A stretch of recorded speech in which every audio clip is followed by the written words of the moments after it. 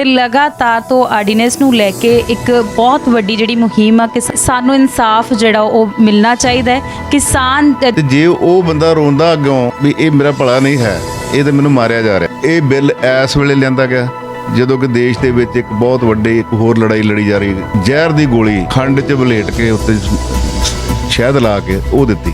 ਹਲਚਲ ਟੂਡੇ ਦੇਖ ਰਹੇ तमाम ਦਰਸ਼ਕਾਂ ਦਾ ਸਵਾਗਤ ਹੈ। ਮੈਂ ਕੀਰਤੀ। ਤੇ ਲਗਾਤਾਰ ਤੋਂ ਆਰਡੀਨੈਂਸ ਨੂੰ ਲੈ ਕੇ ਇੱਕ ਬਹੁਤ ਵੱਡੀ ਜਿਹੜੀ ਮੁਹਿੰਮ ਆ ਕਿਸਾਨਾਂ ਵੱਲੋਂ ਵਿੱਢੀ ਗਈ ਹੈ ਕਿ ਸਾਨੂੰ ਇਨਸਾਫ ਜਿਹੜਾ ਉਹ ਮਿਲਣਾ ਚਾਹੀਦਾ ਹੈ। ਕਿਸਾਨ ਜਿਹੜੇ ਇੱਕ ਸਰਕਾਰ ਹੈ ਕਿਸਾਨ ਵਿਰੋਧੀ ਨੀਤੀਆਂ ਜਿਹੜੀਆਂ ਲਾਗੂ ਕਰ ਰਹੀ ਹੈ, ਉਹਦੇ ਵਿਰੋਧ ਦੇ ਵਿੱਚ ਜਿਹੜੇ ਕਿਸਾਨ ਯੂਨੀਅਨ ਨੇ ਕਿਸਾਨ ਜਥੇਬੰਦੀਆਂ ਨੇ ਵੱਖ-ਵੱਖ ਜਗ੍ਹਾਵਾਂ ਤੇ ਜਾ ਕੇ ਧਰਨਾ ਪ੍ਰਦਰਸ਼ਨ ਕਰ ਰਹੀਆਂ ਨੇ ਕਿ ਕਿਤੇ ਸੁੱਤੀ ਹੋਈ ਸਰਕਾਰ ਜਿਹੜੀ ਆ ਉਹ ਸਾਡੀ ਗੁਹਾਰ ਨੂੰ ਸੁਣ ਲਵੇ। ਤੇ ਜੇ ਅਸੀਂ ਕਹਿ ਰਹੇ ਹਾਂ ਕਿ ਕਿਸਾਨ ਜਿਹੜੀਆਂ ਨੀਤੀਆਂ ਨੇ ਕਿਸਾਨ ਮਾਰੂ ਨੀਤੀਆਂ ਤਿਆਰ ਕੀਤੀਆਂ ਜਾ ਰਹੀਆਂ ਨੇ, ਹੁਣ ਲੋਕ ਸਭਾ 'ਚ ਵੀ ਉਹਨੂੰ ਇਜਾਜ਼ਤ ਮਿਲ ਗਈ ਹੈ ਤੇ ਇੱਕ ਰਾਜ ਸਭਾ ਦੇ ਵਿੱਚ ਵੀ, ਤੇ ਰਾਸ਼ਟਰਪਤੀ ਦੇ ਸਿਗਨੇਚਰ ਹੋਣੇ ਬਾਕੀ ਨੇ। ਪਰ ਨਾਲ ਦੀ ਨਾਲ ਗੱਲ ਇਹ ਜੁੜ ਜਾਂਦੀ ਕਿ ਅਸਲ ਦੇ ਵਿੱਚ ਆਰਡੀਨੈਂਸ ਹੈ ਕੀ, ਕਿਉਂਕਿ ਸਰਕਾਰਾਂ ਤੇ ਬਾਰ-ਬਾਰ ਆਪਣੇ ਟਵੀਟਾਂ ਰਾਹੀਂ ਸਰਕਾਰਾਂ ਬਾਰ-ਬਾਰ ਮੀਡੀਆ ਨੂੰ ਸੰਬੋਧਨ ਕਰਕੇ ਗੱਲ ਬਾਰ-ਬਾਰ ਦੁਹਰਾ ਰਹੀਆਂ ਨੇ ਕਿ ਕਿਸਾਨਾਂ ਦੇ ਭਲੇ ਦੇ ਲਈ ਇਹ ਜਿਹੜਾ ਆਰਡੀਨੈਂਸ ਹੈ ਉਹ ਪਾਸ ਕੀਤਾ ਗਿਆ, ਕਿਸਾਨਾਂ ਦੇ ਲਈ ਇਤਿਹਾਸ ਰਚਿਆ ਗਿਆ ਤੇ ਕਿਸਾਨਾਂ ਨੂੰ ਖੁਸ਼ ਹੋਣਾ ਚਾਹੀਦਾ ਹੈ। ਫਿਰ ਮਸਲਾ ਇਹ ਬਣਦਾ ਹੈ ਕਿ ਕਿਸਾਨ ਜਿਹੜੇ ਨੇ ਉਹ ਸੜਕਾਂ ਤੇ ਕਿਉਂ ਨੇ, ਰੋਲਦੇ ਕਿਉਂ ਪਏ ਨੇ, ਰੋਂਦੇ ਕੁਰਲਾਉਂਦੇ ਕਿਉਂ ਪਏ ਨੇ। ਸੋ ਸਾਰੀ ਜਾਣਕਾਰੀ ਅੱਜ ਅਸੀਂ ਜਾਣਨ ਦੇ ਲਈ ਸੀਨੀਅਰ ਪੱਤਰਕਾਰ ਗੁਰਮੀਤ ਹੋਰਾਂ ਦੇ ਕੋਲ ਪਹੁੰਚੇ ਹਾਂ। ਸੋ ਸਰ ਦੇ ਨਾਲ ਬਹੁਤ ਸਾਰੀਆਂ ਗੱਲਾਂ ਜਿਹੜੀਆਂ ਜਾਣਾਂਗੇ। ਸੋ ਪਹਿਲਾਂ ਉਹਨਾਂ ਦਾ ਸਵਾਗਤ ਕਰਦੇ ਹਾਂ। ਸਰ ਬਹੁਤ-ਬਹੁਤ ਸਵਾਗਤ। ਸਰ ਪਹਿਲਾਂ ਤਾਂ ਇਹ ਕੜੀ ਜੋੜ ਜਾਂਦੀ ਹੈ ਕਿ ਸਰਕਾਰ ਬਾਰ-ਬਾਰ ਇਹ ਗੱਲ ਕਹੀ ਜਾਂਦੀ ਪਈ ਹੈ ਕਿ ਕਿਸਾਨਾਂ ਦੇ ਹੱਕ ਦੇ ਵਿੱਚ ਇਹ ਚੀਜ਼ਾਂ ਨੀਤੀਆਂ ਲਾਗੂ ਕੀਤੀਆਂ ਗਈਆਂ ਨੇ, ਕਿਸਾਨ ਖੁਸ਼ ਰਹਿਣਗੇ, ਇਤਿਹਾਸ ਰਚਿਆ ਗਿਆ। ਫਿਰ ਕਿਸਾਨ ਜਿਹੜੇ ਨੇ ਉਹ ਕਿਉਂ ਸੜਕਾਂ ਤੇ ਆ ਰਹੇ ਨੇ? ਅਸਲ 'ਚ ਆਰਡੀਨੈਂਸ ਹੈ ਕੀ ਕਿ ਜਿਹੜਾ ਕਿਸਾਨਾਂ ਨੂੰ ਲੱਗਦਾ ਕਿ ਸਾਡੇ ਲਈ ਇਹ ਕਿਤੇ ਨਾ ਕਿਤੇ ਸਾਨੂੰ ਡੋਬ ਦੇਣਗੇ, ਅਸੀਂ ਮਰ ਜਾਵਾਂਗੇ, ਜਾਂ ਹੋਰ ਵੀ ਕੋਈ ਚੀਜ਼ਾਂ ਜਿਹੜੀਆਂ ਨੇ ਉਹ ਕਿਸਾਨਾਂ ਲਈ ਹੋ ਸਕਦੀਆਂ ਨੇ ਹਾਨੀਕਾਰਕ? ਦੇਖੋ, ਸਭ ਤੋਂ ਪਹਿਲੀ ਇੱਕ ਸਿੰਪਲ ਗੱਲ ਹੈ ਵੀ ਕਿਸੇ ਦਾ ਭਲਾ ਹੁੰਦਾ ਹੋਵੇ ਤੇ ਉਹਨੂੰ ਖੁਸ਼ ਹੋਣਾ ਚਾਹੀਦਾ ਵੀ ਮੇਰੇ ਭਲੇ ਦੀ ਗੱਲ ਹੋ ਰਹੀ ਹੈ। ਤੇ ਜੇ ਉਹ ਬੰਦਾ ਰੋਂਦਾ ਅੱਗੋਂ ਵੀ ਇਹ ਮੇਰਾ ਭਲਾ ਨਹੀਂ ਹੈ, ਇਹ ਤਾਂ ਮੈਨੂੰ ਮਾਰਿਆ ਜਾ ਰਿਹਾ, ਇਹ ਸਾਰੀਆਂ ਜਿਹੜੀਆਂ ਗੱਲਾਂ ਨੇ ਇਹ ਧਿਆਨ 'ਚ ਰੱਖਣੀਆਂ ਪੈਂਦੀਆਂ ਨੇ। ਕਿਉਂ ਇਹ ਬਿੱਲ ਇਸ ਵੇਲੇ ਲਿਆਂਦਾ ਗਿਆ ਜਦੋਂ ਕਿ ਦੇਸ਼ ਦੇ ਵਿੱਚ ਇੱਕ ਬਹੁਤ ਵੱਡੀ ਇੱਕ ਹੋਰ ਲੜਾਈ ਲੜੀ ਜਾ ਰਹੀ ਕਰੋਨਾ ਦੇ ਨਾਲ। ਬੜੇ ਤਰੀਕੇ ਦੇ ਨਾਲ ਇਹ ਬਿੱਲ ਲਿਆ ਕੇ ਕਿਸਾਨੀ ਜਿਹੜੀ ਸਾਡੇ ਦੇਸ਼ ਦੀ ਹੈ ਉਹ ਸਾਰੇ ਕਿਸਾਨਾਂ ਨੂੰ ਕਾਰਪੋਰੇਟ ਵੱਡਾ ਸੈਕਟਰ ਜਿਹੜਾ ਹੈਗਾ ਉਹਦੇ ਰਹਿਮੋ ਕਰਮ ਤੇ ਦੇ ਕੇ ਉਹਨਾਂ ਦਾ ਕਬਜ਼ਾ ਕਰਵਾਇਆ ਜਾ ਰਿਹਾ, ਜਿਹੜਾ ਸਿੱਧਾ ਸਾਦਾ ਇਸ ਬਿੱਲ ਦਾ ਮਤਲਬ। ਅਦਰਵਾਈਜ਼ ਇਹਦੀ ਕੋਈ ਲੋੜ ਨਹੀਂ ਸੀ। ਇੱਥੇ ਆਲਰੇਡੀ MSP ਬਣਿਆ ਹੋਇਆ ਜਿਹਦੇ ਉੱਤੇ ਬਹੁਤ ਵਧੀਆ ਇੱਕ ਮੰਡੀਕਰਨ ਸਿਸਟਮ ਹੈਗਾ ਜਿਹਦੇ ਵਿੱਚ ਕਿਸਾਨ ਆਪਣੀ ਫਸਲ ਵੇਚਦੇ ਨੇ। ਉਹਦੇ ਲਈ ਸਰਕਾਰ ਨੇ ਇੱਕ ਮਿਨੀਮਮ ਸਪੋਰਟ ਪ੍ਰਾਈਸ ਦੀ ਗਾਰੰਟੀ ਦਿੱਤੀ ਹੋਈ ਹੈ ਔਰ ਫਸਲਾਂ ਬੀਜਣ ਤੋਂ ਪਹਿਲਾਂ ਉਹ ਹੁੰਦਾ। ਇਹ ਸਾਰਾ ਸਿਲਸਿਲਾ ਬੜੇ ਸਮੂਥਲੀ ਚੱਲ ਰਿਹਾ, ਦੇਸ਼ ਵੀ ਚੱਲ ਰਿਹਾ, ਪੰਜਾਬ 'ਚ ਬਹੁਤ ਵਧੀਆ ਚੱਲ ਰਿਹਾ ਸੀ।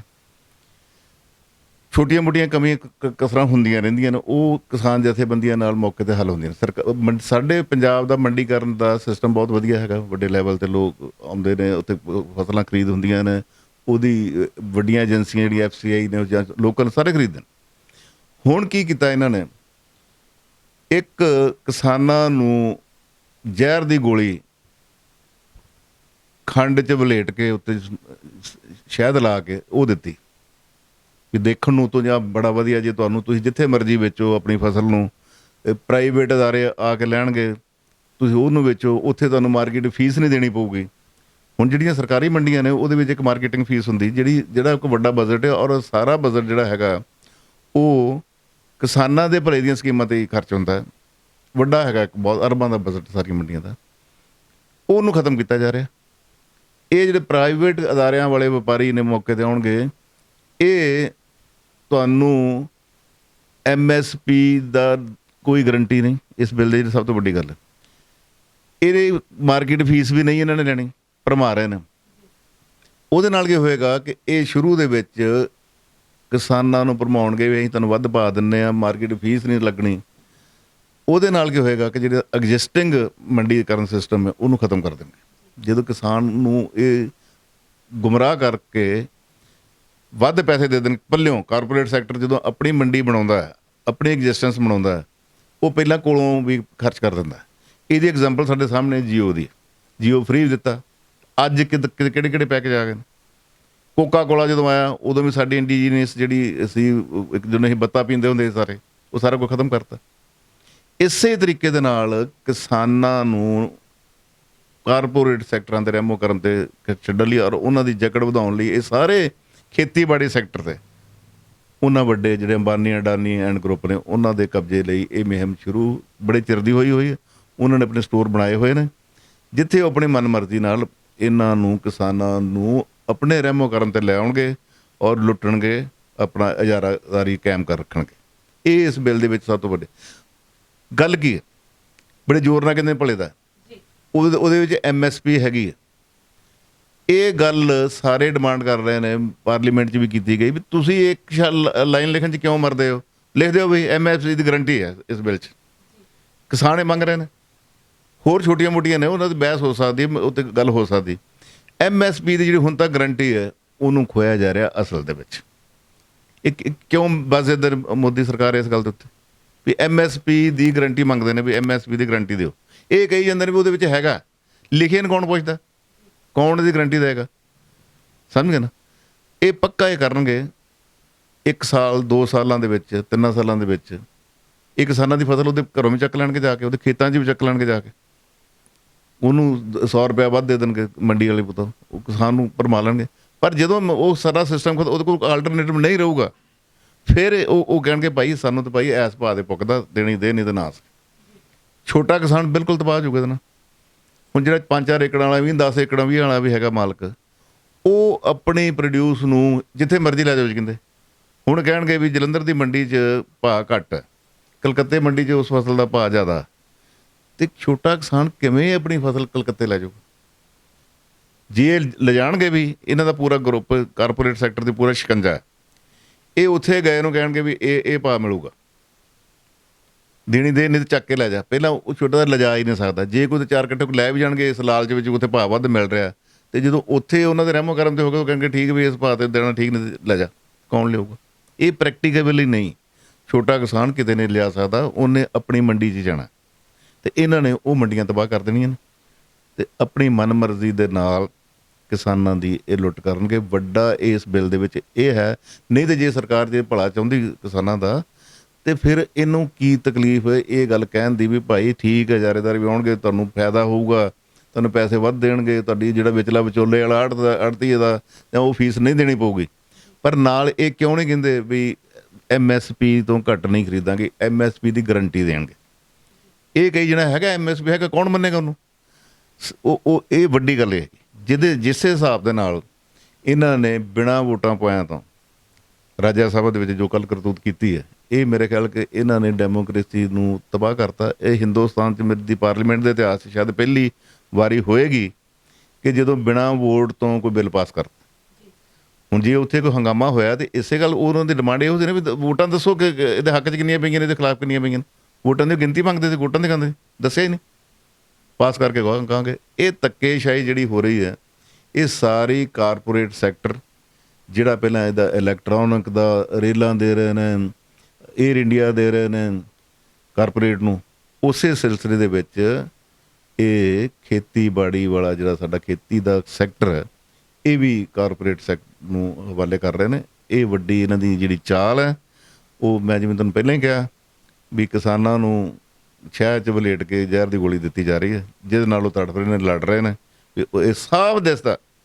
ਹਿੰਦੁਸਤਾਨ ਦੇ ਖੇਤੀਬਾੜੀ ਮਾਹਰ, ਇਕਨੋਮਿਕ ਮਾਹਰ ਜਿੰਨੇ ਵੀ ਨੇ, ਉਹ ਸਾਰੇ ਹੀ ਇਸ ਬਿੱਲ ਨੂੰ ਨਿੰਦ ਰਹੇ ਨੇ। ਇਹ ਗਲਤ, ਇਹ ਸਾਰੇ ਨਿੰਦ ਰਹੇ ਨੇ, ਸਾਰੇ ਦੇ ਵਿਰੋਧ 'ਚ ਨੇ ਐਕਸਪਰਟਸ ਖੇਤੀਬਾੜੀ ਵਾਲੇ।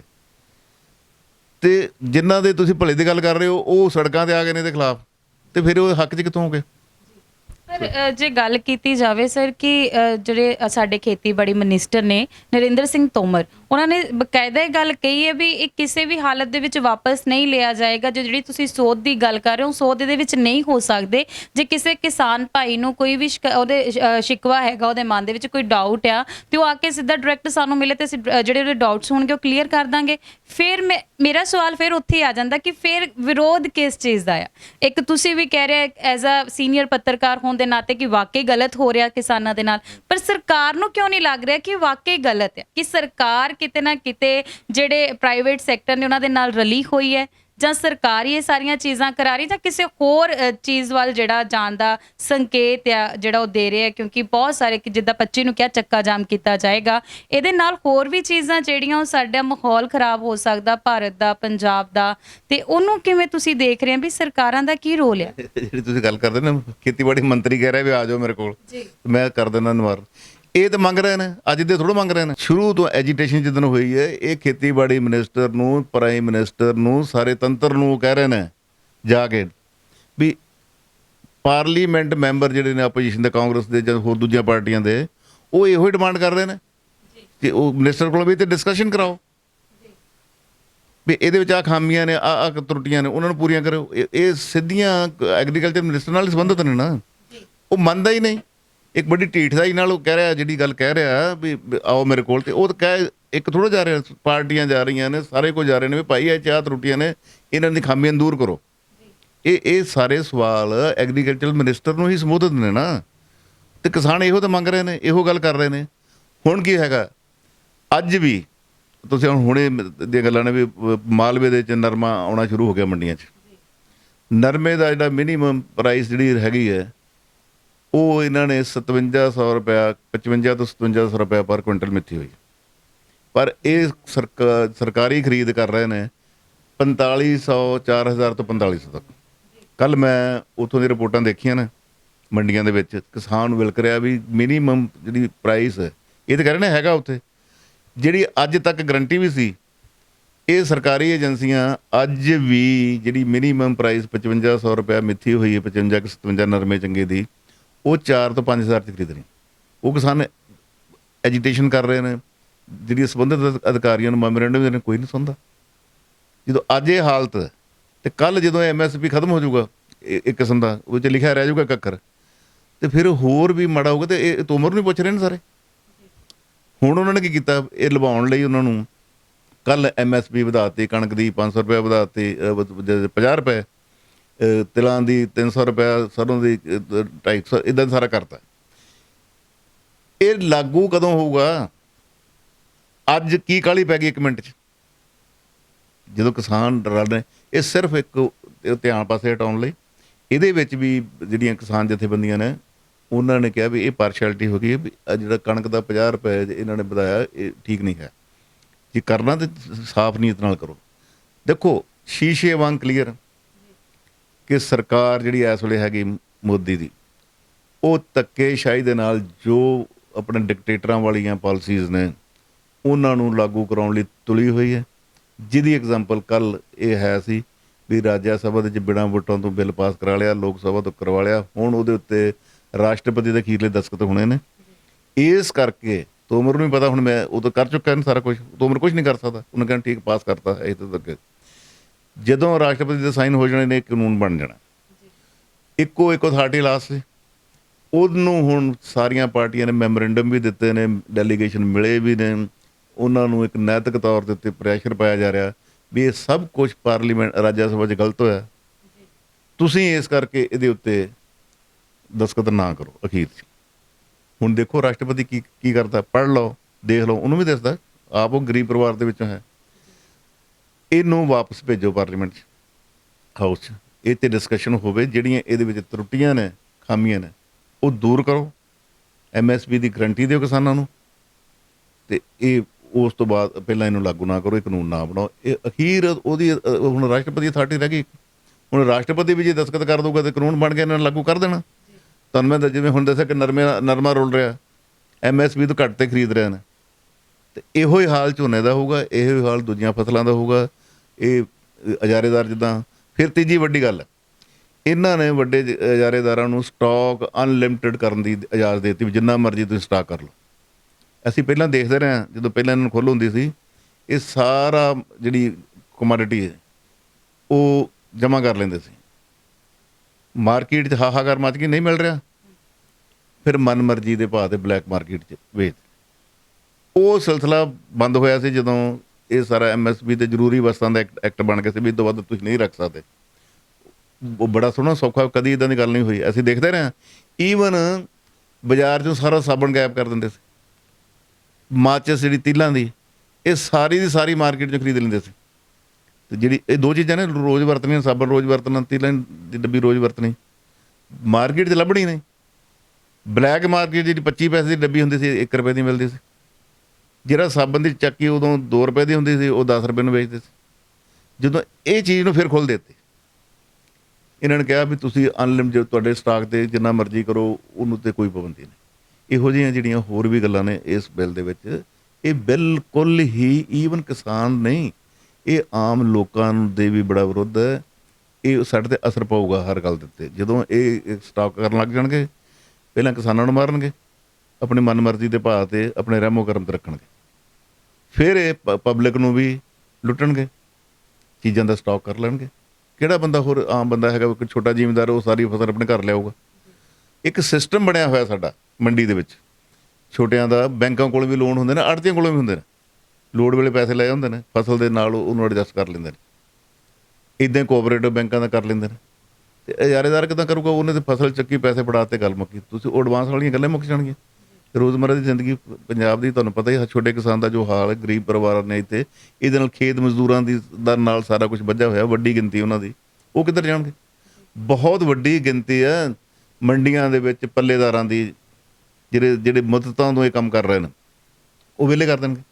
ਇਹਦੇ ਨਾਲ ਬਹੁਤ ਵੱਡਾ ਇੱਕ ਟਰਾਂਸਪੋਰਟ ਦਾ ਸਿਲਸਿਲਾ ਜੁੜਿਆ ਹੋਇਆ ਵੀ ਸਟੋਰਾਂ ਦਾ ਵਿੱਚ ਰੱਖਣ ਦਾ, ਉਹ ਖਤਮ ਹੋ ਜਾਊਗਾ। ਮਤਲਬ ਇਹ ਤਾਂ ਸਾਨੂੰ ਸਾਫ਼ ਕਲੀਅਰ ਹੋ ਹੀ ਜਾਂਦਾ ਹੈ ਕਿ ਇੱਕ ਕਿਸਾਨ ਦੇ ਨਾਲ ਕਈ ਹੋਰ ਲੋਕਾਂ ਦਾ ਵੀ ਰੋਜ਼ਗਾਰ ਜਿਹੜਾ ਉਹ ਟੋਟਲੀ ਖਤਮ ਹੋ ਜਾਏਗਾ। ਰੋਜ਼ਗਾਰ ਜਿਹੜਾ ਕਿਸਾਨਾਂ ਦਾ ਜਿਹੜਾ ਖਤਮ ਹੋਣਾ ਹੀ ਹੋਣਾ, ਕਿਸਾਨ ਤਾਂ ਮਰਨਾ ਹੀ ਮਰਨਾ, ਨਾਲ ਉਹਦੇ ਨਾਲ ਜਿਹੜੇ ਕੁਝ ਲੋਕ ਜੁੜੇ ਹੋਏ ਸੀ ਉਹ ਵੀ ਜਿਹੜੇ ਖਤਮ ਹੋਣ ਦੀ ਤਦਾਰ ਤੇ ਨੇ। ਪਰ ਮੇਰਾ ਸਵਾਲ ਇਹ ਵੀ ਨਾਲ ਆ ਤੁਹਾਨੂੰ ਸਰ, ਕਿ ਜਿੱਦਾਂ ਹੁਣ ਚੱਕਾ ਜਾਮ ਕਰਨਾ, ਚੱਕਾ ਜਾਮ ਤੋਂ ਬਾਅਦ ਹੋਰ ਰਣਨੀਤੀ ਜਿਹੜੀ ਅਪਣਾਈ ਜਾਏਗੀ, ਕਿਉਂਕਿ ਰਾਜਨੀਤੀ ਜਿਹੜੀ ਉਹ ਲਗਾਤਾਰ ਭਖਦੀ ਜਾ ਰਹੀ ਹੈ ਇਸ ਤੇ। ਕਿਸਾਨ ਤਾਂ ਧਰਨੇ ਤੇ ਬੈਠੇ ਹੀ ਨੇ, ਪਰ ਰਾਜਨੀਤੀ ਜਿਹੜੀ ਉਹ ਬੜੀ ਜ਼ਿਆਦਾ ਗਰਮਾ ਰਹੀ ਹੈ, ਬੜਾ ਜ਼ਿਆਦਾ ਤਾਪਮਾਨ ਵੱਧ ਰਿਹਾ ਉਹਦੇ ਵਿੱਚ ਤਾਂ।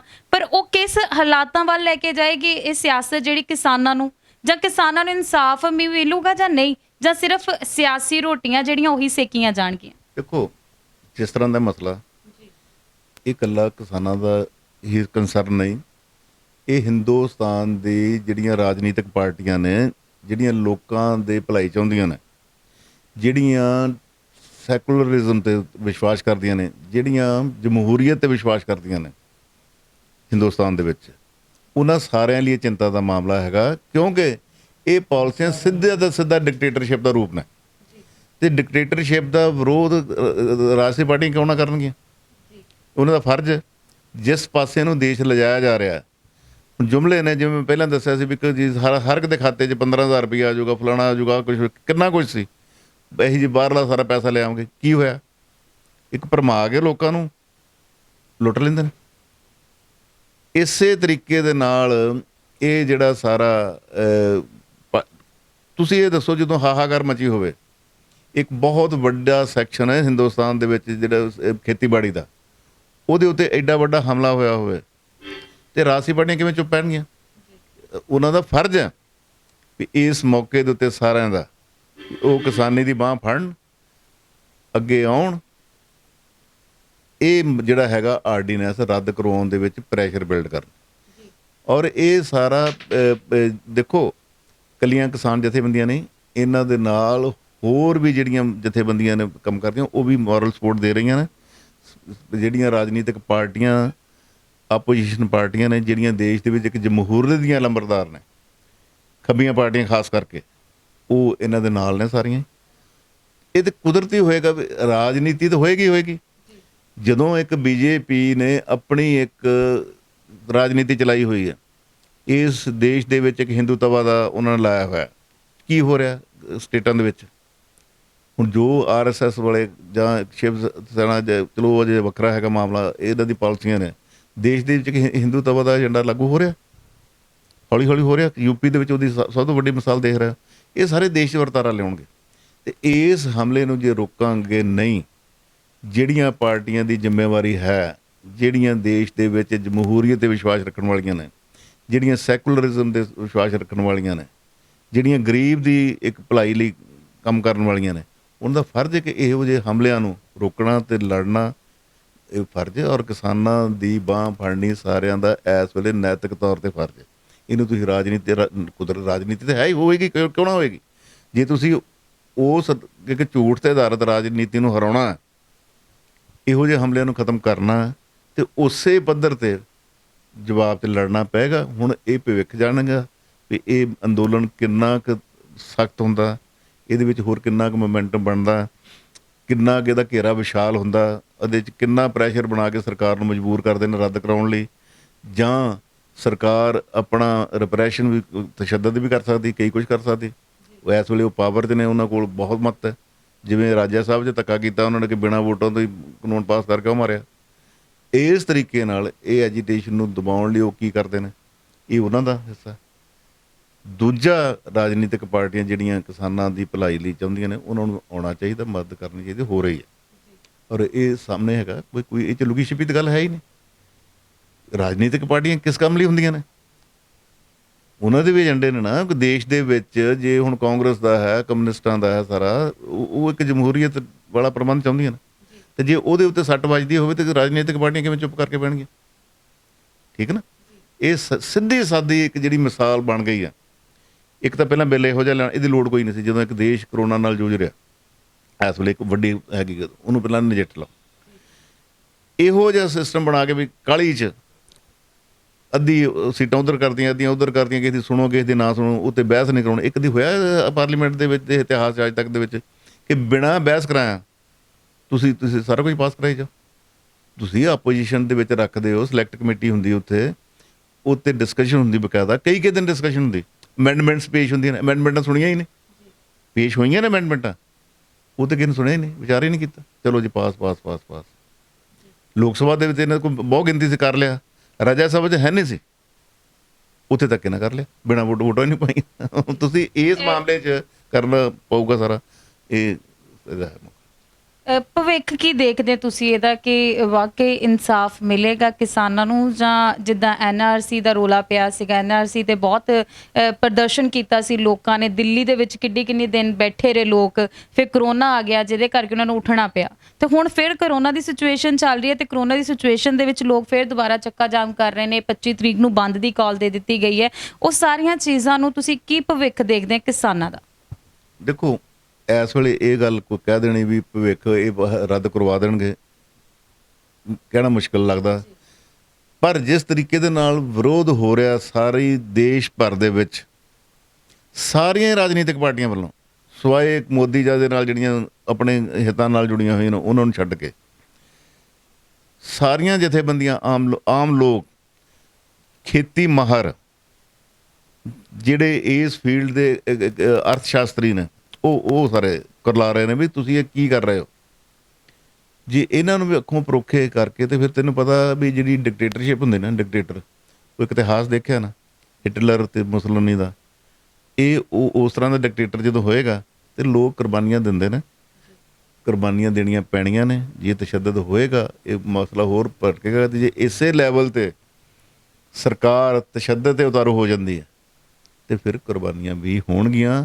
ਜਿਹੋ ਜਿਹਾ ਇਸ ਵੇਲੇ ਬਣਿਆ ਹੋਇਆ ਦੇਸ਼ ਦੇ ਵਿੱਚ, ਇਹਦੇ ਵਿਰੋਧ ਦਾ ਮੋਮੈਂਟਮ, ਲੋਕ ਸੜਕਾਂ 'ਤੇ ਬੈਠੇ ਨੇ, ਕਿਸਾਨ ਬਹਿ ਗਏ ਨੇ, ਉਹਨਾਂ ਦੀ ਹਮਾਇਤ ਦੇ ਵਿੱਚ ਸਾਰੀਆਂ ਜਿਹੜੀਆਂ ਧਰਮ ਨਿਰਪੱਖ ਦੇਸ਼ ਦੇ ਵਿੱਚ ਜਮਹੂਰੀਅਤ ਚਾਹੁਣ ਵਾਲੀਆਂ ਸੈਕੂਲਰ ਪਾਰਟੀਆਂ ਉਹਨਾਂ ਦੀ ਮਦਦ ਕਰ ਰਹੀਆਂ ਨੇ। ਇਹ ਨਿਸ਼ਚੈ ਹੀ ਸਰਕਾਰ ਨੂੰ ਇਸ ਤੋਂ ਸਿੱਖਣਾ ਚਾਹੀਦਾ, ਔਰ ਇਹੋ ਜਿਹੇ ਕੰਮ ਨਹੀਂ ਕਰਨੇ ਚਾਹੀਦੇ ਜਿਹੜੇ ਗਰੀਬ ਨੂੰ, ਆਮ ਕਿਸਾਨ ਨੂੰ, ਆਮ ਨਾਗਰਿਕ ਨੂੰ ਮਾਰਨ ਵਾਲੇ ਹੋਣ। ਉਹ ਇਹ ਲਾਗੂ ਨਹੀਂ ਹੋਣੇ। ਇਹ ਅਖੀਰ ਤੱਕ, ਮੈਂ ਹਿੰਦੁਸਤਾਨ ਬਹੁਤ ਵੱਡਾ ਮੁਲਕ ਹੈ, ਇਹਦੇ ਇੱਕ ਇਤਿਹਾਸ ਦੇ ਵਿੱਚ ਹੈ। ਜੇ ਅੰਗਰੇਜ਼ਾਂ ਦੀ ਡਿਕਟੇਟਰਸ਼ਿਪ ਖਤਮ ਹੋ ਗਈ ਸੀ ਇੱਥੋਂ, ਤੇ ਇਹਨਾਂ ਦੀ ਡਿਕਟੇਟਰਸ਼ਿਪ ਵੀ ਨਹੀਂ ਚੱਲੂਗੀ। ਇਹਦਾ ਵਿਰੋਧ ਹੋਵੇਗਾ, ਹੋ ਸਕਦਾ ਸੰਘਰਸ਼ ਲੰਬਾ ਹੋਵੇ, ਪਰ ਅਖੀਰ ਜਿਹੜੀ ਹੈ ਉਹ ਜਿੱਤ ਲੋਕਾਂ ਦੀ ਹੁੰਦੀ ਹੈ, ਇਨਸਾਫ ਦੀ ਹੁੰਦੀ ਹੈ। ਔਰ ਇਹ ਦੇਸ਼ ਦੀਆਂ ਵਿੱਚ ਜਮਹੂਰੀਅਤ ਦੀਆਂ ਜੜ੍ਹਾਂ ਮਜ਼ਬੂਤ ਨੇ, ਸੈਕੂਲਰਿਜ਼ਮ ਦੀਆਂ ਜੜ੍ਹਾਂ ਮਜ਼ਬੂਤ ਨੇ, ਭਾਵੇਂ ਵਕਤੀ ਤੌਰ 'ਤੇ ਕਿਤੇ ਲੱਗਦਾ ਹੋਏ, ਪਰ ਇਹਦਾ ਜਿਹੜਾ ਅਖੀਰ 'ਤੇ ਆਮ ਲੋਕ ਇਕੱਠੇ ਹੋ ਕੇ ਆਪਣੇ ਹੱਕਾਂ ਲਈ ਜਿਹੜੇ ਲੜਦੇ ਨੇ, ਉਹ ਜ਼ਰੂਰ ਜਿੱਤਣਗੇ। ਬਹੁਤ ਬਹੁਤ ਸ਼ੁਕਰੀਆ ਸਰ। ਸੋ ਇਹ ਸੀ ਸਾਡੇ ਨਾਲ ਗੁਰਮੀਤ ਸਰ, ਸੋ ਜਿਨ੍ਹਾਂ ਦੇ ਨਾਲ ਅਸੀਂ ਸੀਨੀਅਰ ਪੱਤਰਕਾਰ ਦੇ ਨਾਲ ਬਹੁਤ ਸਾਰੀਆਂ ਗੱਲਾਂ ਜਿਹੜੀਆਂ ਉਹਨਾਂ ਨੇ ਸਾਡੇ ਨਾਲ ਸਾਂਝੀਆਂ ਕੀਤੀਆਂ ਨੇ। ਸੋ ਸਪੈਸ਼ਲੀ ਆਰਡੀਨੈਂਸ ਬਾਰੇ ਅਸੀਂ ਵੀ ਜਾਣਨਾ ਚਾਹੁੰਦੇ ਸੀ ਤੇ ਤੁਹਾਡੇ ਸਨਮੁਖ ਰੱਖਣਾ ਚਾਹੁੰਦੇ ਸੀਗੇ ਕਿ ਅਸਲ 'ਚ ਆਰਡੀਨੈਂਸ ਹੈ ਕੀ, ਆਰਡੀਨੈਂਸ ਦਾ ਵਿਰੋਧ ਕਿਉਂ। ਸੋ ਸਾਰੀਆਂ ਚੀਜ਼ਾਂ ਜਿਹੜੀਆਂ ਕਲੀਅਰ ਹੋ ਗਈਆਂ ਨੇ। ਸੋ ਸਰਕਾਰਾਂ ਜਿਹੜੀਆਂ ਕਿਸਾਨ ਮਾਰੂ ਨੀਤੀਆਂ ਲਾਗੂ ਕਰ ਰਹੀਆਂ ਨੇ, ਸੋ ਉਹਨਾਂ ਨੂੰ ਵੀ ਇਹ ਸੋਚਣਾ ਚਾਹੀਦਾ ਕਿ ਜਿਹੜਾ ਛੋਟੇ ਤਬਕੇ ਦਾ ਕਿਸਾਨ ਹੈ ਉਹ ਕਿੱਥੇ ਜਾਏਗਾ, ਉਹਦੀ ਰੋਜ਼ਮਰਾ ਦੀ ਜ਼ਿੰਦਗੀ ਤੇ ਕਿੰਨਾ ਪ੍ਰਭਾਵ ਪਏਗਾ, ਉਹਦੇ ਨਾਲ ਕਿੰਨੇ ਲੋਕਾਂ ਦਾ ਰੋਜ਼ਗਾਰ ਜੁੜਿਆ ਹੋਇਆ, ਉਹਨਾਂ ਤੇ ਕੀ ਪ੍ਰਭਾਵ ਪਏਗਾ। ਸੋ ਇਹਨਾਂ ਸਾਰਿਆਂ ਤੇ ਸੋਚ ਵਿਚਾਰ ਜਿਹੜਾ ਉਹ ਸਰਕਾਰ ਨੂੰ ਜ਼ਰੂਰ ਕਰਨਾ ਚਾਹੀਦਾ ਹੈ। ਸੋ ਜਿਸ ਤਰੀਕੇ ਦੇ ਨਾਲ, ਜਿਸ ਢੰਗ ਦੇ ਨਾਲ ਪ੍ਰਦਰਸ਼ਨ ਚੱਲ ਰਿਹਾ ਹੈ, ਸੋ ਉਹ ਆਸ ਕਰਦੇ ਹਾਂ ਅਸੀਂ ਵੀ ਕਿ ਸ਼ਾਇਦ ਕਿਤੇ ਨਾ ਕਿਤੇ ਸਰਕਾਰ ਜਿਹੜੀ ਉਹਦੇ ਮਨ ਮੇਰ ਪੈ ਜਾਵੇ, ਉਹ ਕਿਸਾਨਾਂ ਦੀ ਜਿਹੜੀ ਸੋਚ ਲਵੇ ਤੇ ਜਿਹੜੀਆਂ ਇਹ ਨੀਤੀਆਂ ਨੇ ਇਹਨਾਂ ਤੇ ਜ਼ਰੂਰ ਸੋਧ ਕੀਤੀ ਜਾਵੇ, ਜਿਹੜੀਆਂ ਚੀਜ਼ਾਂ 'ਚ ਸੋਧ ਹੋਣੀ ਚਾਹੀਦੀ ਹੈ। ਸੋ ਆਉਣ ਵਾਲਾ ਭਵਿੱਖ ਜਿਹੜਾ ਉਹ ਕੋਈ ਵੀ ਤੈਅ ਨਹੀਂ ਕਰ ਸਕਦਾ, ਕੋਈ ਵੀ ਨਹੀਂ ਦੱਸ ਸਕਦਾ ਕਿ ਕਿਸਾਨਾਂ ਦਾ ਰੁਖ ਜਿਹੜਾ ਉਹ ਕਿਸ ਤਰੀਕੇ ਜਾਏਗਾ, ਕਿਸ ਪਾਸੇ ਜਾਏਗਾ, ਕਿ ਕਿਸਾਨਾਂ ਨੂੰ ਇਨਸਾਫ ਹੀ ਮਿਲੇਗਾ ਜਾਂ ਨਹੀਂ, ਜਾਂ ਇਸੇ ਤਰ੍ਹਾਂ ਉਹ ਸੜਕਾਂ ਤੇ ਨਜ਼ਰ ਆਉਣਗੇ ਜਾਂ ਆਪਣੀ ਖੇਤੀ ਵੱਲ, ਆਪਣੇ ਜਵਾਕਾਂ ਵੱਲ, ਆਪਣੇ ਬੱਚਿਆਂ ਵੱਲ ਧਿਆਨ ਵੀ ਦੇ ਪਾਉਣਗੇ ਜਾਂ ਨਹੀਂ, ਜਾਂ ਸਰਕਾਰਾਂ ਦੇ ਵਿੱਚ ਹੀ ਉਲਝੇ ਜਿਹੜੇ ਉਹ ਨਜ਼ਰ ਆਉਣਗੇ। ਸੋ ਇਸੇ ਦੇ ਨਾਲ ਮੈਨੂੰ ਕੀਰਤੀ ਤੇ ਕੈਮਰਾਮੈਨ ਸ਼ੁਭਮ ਗਿੱਲ ਨੂੰ ਦਿਓ ਇਜਾਜ਼ਤ। ਧੰਨਵਾਦ।